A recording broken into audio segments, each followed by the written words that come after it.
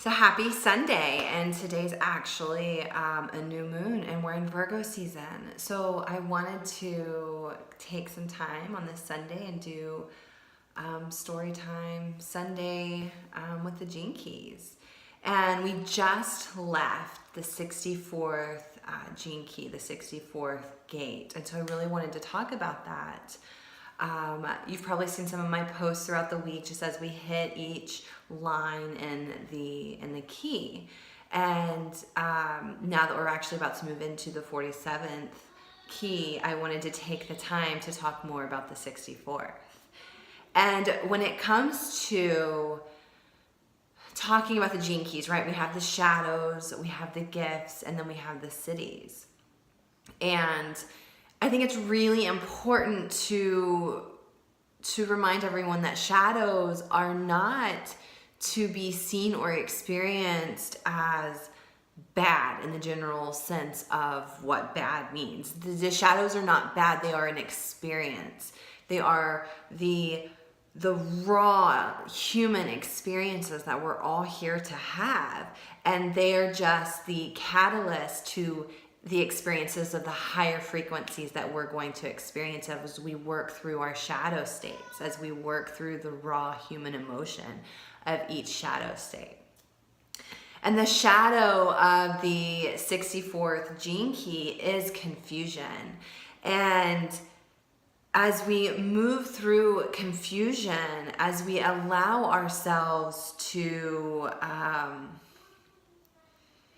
free ourselves from expectation, when we free ourselves from the expectations of what things should be or what life should be like, right? Because when we have these expectations of what life is supposed to be like, with that comes that turmoil and confusion when it doesn't play out the way we said it was supposed to be. And are we in this state of confusion because our expectations are what we are conditioned to think that life is supposed to be like? Is that the way we want our lives to be like? Is it the way that we were told our lives should be? Is it a mix of what somebody else has that we want, plus something we were told life is supposed to be like, plus some other element that we've brought in or belief system that doesn't really align with who we are? And all of this can create confusion. It can create this inner turmoil of shadow frequencies to come through and freeze us in place where we can't move, where we can't expand. And as we allow ourselves that freedom, right, to move through the shadows, we're able to clearly navigate through what we face, reaching that ultimate gift of imagination. And we tend to feel these inner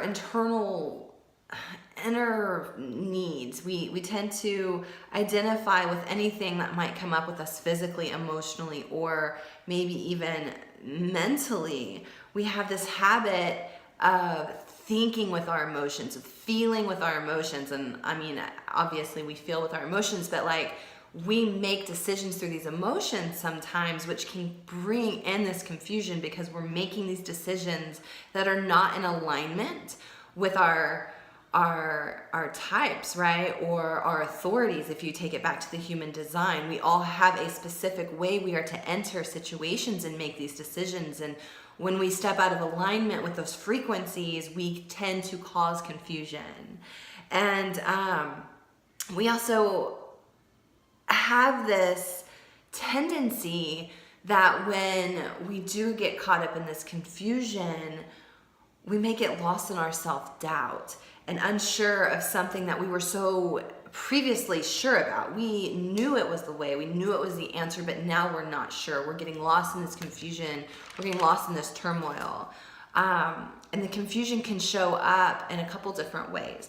So when we look at shadow frequencies, we have a repressive nature and we have a reactive nature. And this is within all shadows of the Gene Keys, that we have either this repressive nature or this reactive nature. And the confusion state, when it shows up as the repressive nature, It's where we repress our confusion through imitation. It's where we see people and we like what we see. We like what they're doing. We like what they have.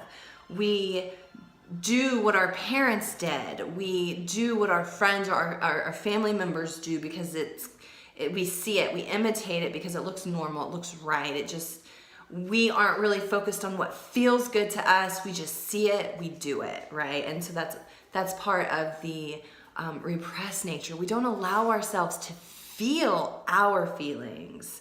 And when we do that, this is more of an illusionary safety net, right? It's because we monkey see, monkey do, basically, in the repressive nature, and it keeps us from reaching our true authenticity when we repress our feelings and just adopt the habits and the tendencies of those around us. When we imitate our environment, we aren't really being our true selves.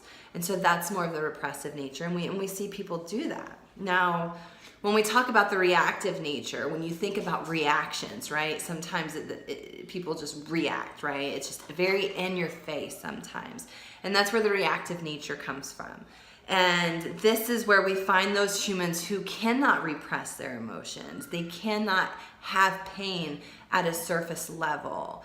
Instead, when something triggers them, it comes out. It's an explosion into our atmosphere.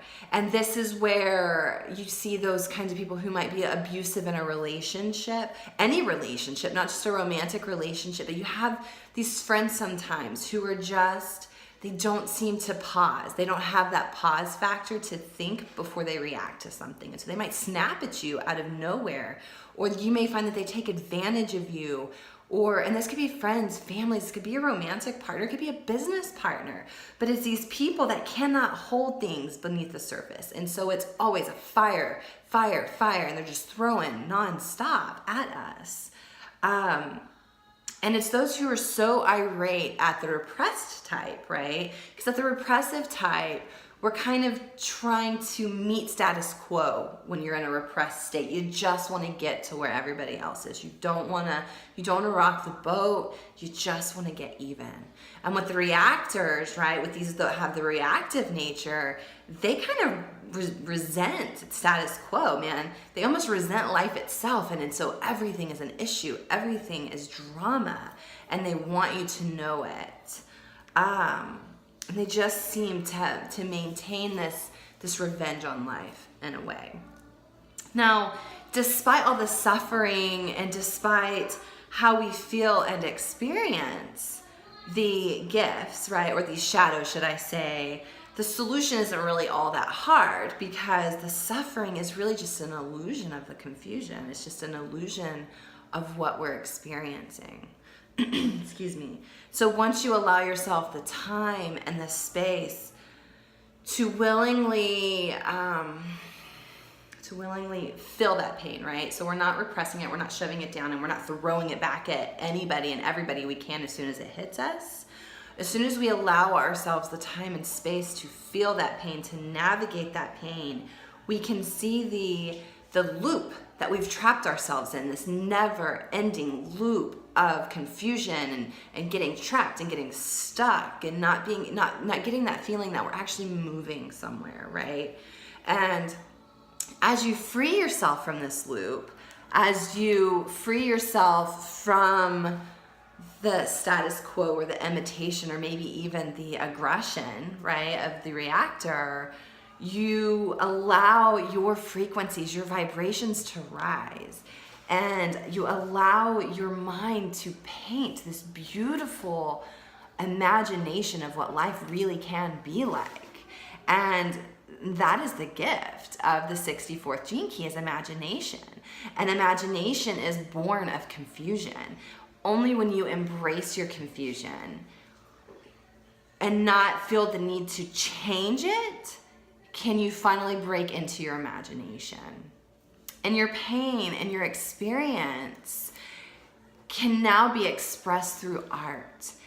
Whether that's writing, if you're a journaler or you like to write poetry or you just like to write things down and burn them just to get them out. If you're a singer, if you're a painter, if you however you express your art, if you make jewelry, instead of trapping yourself in that loop of victimization, you're able to express your pain and confusion and allow it to go through you instead of blocking it and holding it in place. To allow your imagination to break through, you're really allowing for the breakthrough of the conditioning of your life. You're allowing some of that status quo or that imitation aspects of your life to kind of fragment out, to break up, and allow energy to pass through that. And you're able to embrace the freedom of the unknown. You're able to see and imagine different elements of life and what things could be like. They don't have to be hard, but you have to be able to allow yourself to imagine other possibilities and not just that one that's not working out the way that you think it should be. And I have some notes here, so if you see me look down sometimes, it's just making sure I don't forget something. But as we evolve into our gift, as we grow into this, hey Shyla, my puppy's in here. As we grow through this glorious frequency, we allow ourselves to ascend into the city, which is illumination. So we have the shadow of conflict, we have the gift of imagination, and the city of illumination. And we find that our inner light illuminates our very being. It illuminates our physical being, right? And it kind of takes over. The light takes over the thoughts. It takes over, and our perception of thought, it just goes beyond that, right? When we are illuminated through the essence of the 64th gene key, at our divine level, at the divinest piece of us, right? Our soul takes over. Our ego takes a back seat. It no longer leads the way. That's when the cities come in, right? We move through our shadows, and if you've ever taken part of the 5-day, what was that? It was a mini challenge back in April, and I've converted it now. It's just a little 5-day mini course for those who take it after the fact. The way I feel the shadows is we have the shadow aspect of each key, which is the raw humanness, right, of our lives. The shadows are the lessons we're learning and working through. And as we navigate through the shadows, we begin to ascend into our true essence. And the gift is where we put into practice the lessons we learned through our shadows. And the city is like the essence. It's like the total divine aspect of each key. It's like the ultimate of ultimate, right? And so you'll hear my children in the back playing. But that's where the cities are. And I wrote here that our physical ascension is dependent on the divine will, and it is predetermined. It's not something I don't want to say it's not something we pick. We have kind of a say in that. But to ascend through this city means to be a canvas of imagination of the universe. We are the canvas, right? We are the imagination that is being created through the universe. And there's so much beauty and power in that once we reach the city of our gene keys. And so that's the shadow, the gift, and the city of the 64th gene key. So I would love to hear what came up for you all, what you were thinking of through working through this key over the last several days. I'm gonna shut this door real quick. Let's see if that helps a little bit. My doggy's opened it. But for me, I've been in some states of confusion in a few areas. Even with my career, I've had experience in confusion with different relationships there. And really having to come into reality. And I feel like this key has a lot to do with coming back into reality And in those moments of confusion, I had to take a step back and I had to say, okay, but like, what is real in this moment? What is really happening? Why am I feeling this way? Because what is in front of me at this moment should not make me feel this way. So what have I made up in my head? What cloud have I created that is preventing me from moving through this and accepting reality as it is? And so I think that's a very important part of working through the shadow of confusion, is bringing yourself back to reality, bringing yourself back to now, so you can really navigate what is happening in front of you. Because as long as we are allowing ourselves to make things up, we can't truly work through the lessons in front of us at this time. And so for me, that's a big part of the 64th Gene Key. So I thank you all for tuning in, just in time for my kiddo to pop in. Say hi. Hi. I would love to hear what your experiences have been through this Gene Key. I'd love to hear whether it's the shadow or the gift of how you have been transforming through this time. And over the next several days, there will be more to come on the 47th Gene Key. I hope you guys are having an awesome Sunday, and I'll tune in a little bit.